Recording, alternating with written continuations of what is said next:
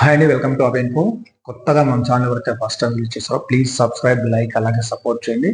ఇంకోటి, మీరు వీడియో ఎక్కడి నుంచి చూస్తున్నారో ఒకసారి నాకు కామెంట్ సెక్షన్లో కామెంట్ చేయండి.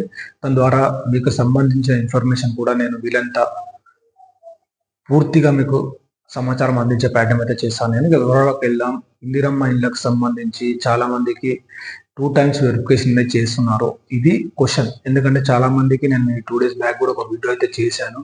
చాలా మంచి రెస్పాన్స్ అయితే వచ్చింది మీ నుండి.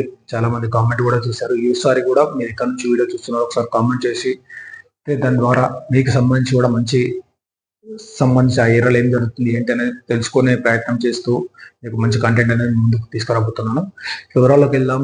ఇందిరమ్మ ఇళ్ళకు సంబంధించి చాలా మందికి 2 times వెరిఫికేషన్ అయితే జరుగుతుంది. మరి ఈ ఫస్ట్ టైం వెరిఫికేషన్ ఒకటిసారి అయిన వాళ్ళకి ఇందిరమ్మ ఇల్లు వస్తుందా రాదా, లేదా 2 times వెరిఫికేషన్ అయిన వాళ్ళకి ఇందిరమ్మ ఇల్లు వస్తుందా రాదా అని చెప్పేసి చాలా మంది అయితే అడుగుతున్నారు.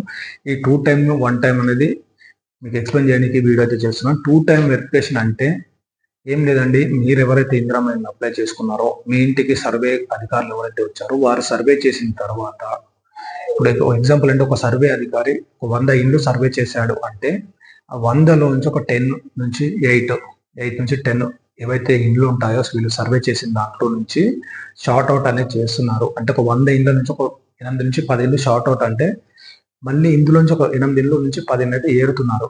ఏరడం ఎందుకు అంటే ఈ అధికారులు ఈ 100 మంది సర్వే కరెక్ట్ చేశారా లేదా, అంటే వాళ్ళు ఫీల్డ్లో కరెక్ట్ అంటే ఇండ్లకు సంబంధించి పూర్తి వివరాలు సేకరించారా లేదా, నామమాత్రపు సర్వే చేశారా అనేది తెలుసుకోవడానికి షార్ట్ అవుట్ లిస్ట్ అనేది చేసి, ఎవరైతే షార్ట్ అవుట్ లిస్ట్ వస్తుందో ఆ లిస్ట్ అంటే వీరు సర్వే చేసిన అధికారి పైన ఇంకెవరైతే ఉంటారో వారు అనేది ఈ షార్ట్ అవుట్ చేసిన లిస్ట్ ని మళ్ళీ ఇంటికి వచ్చి సర్వే చేసి ఆ ఇంటిలో ఎవరైతే బెనిఫిషియరీ అంటే అర్హులు ఎవరైతే ఉంటారో వారికి ఫోటో తీసి మళ్ళీ ఆన్లైన్లో అప్లై చేయడం.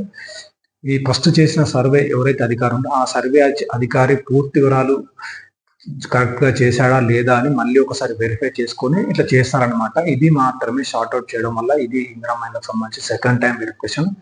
ఫస్ట్ టైం వెరిఫికేషన్ చేసిన వాళ్ళకు టెన్షన్ పడకండి, మీ సర్వే కరెక్ట్ గానే ఉంది. సెకండ్ చేసిన వాళ్ళు కూడా సర్వే కరెక్ట్ గానే ఉంది. బట్ ఏంటంటే ఇది కరెక్ట్ గా చేస్తున్నారా లేదా అనేది ప్రభుత్వం అనేది ముందస్తు చర్యగా కొంతమందిని షార్ట్ అవుట్ లిస్ట్ చేసి అధికారులంతా ఎలాంటి పొరపాట్లు చేస్తున్నారా లేదా కరెక్ట్ గా చేస్తున్నారా అనేది తెలుసుకోవడానికి మాత్రమే షార్ట్ అవుట్ అనేది చేసి సెకండ్ వెరిఫికేషన్ అనేది చేస్తున్నారు. ఇది ప్రజెంట్ ఇందిరమ్మ ఇళ్ళకి సంబంధించి ఫస్ట్ అండ్ సెకండ్ వెరిఫికేషన్ సంబంధించి.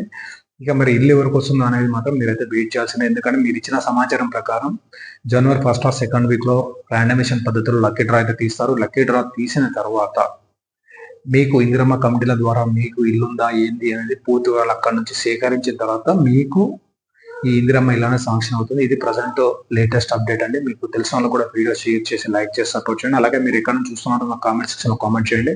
Thank you for watching అబిన్ఫో.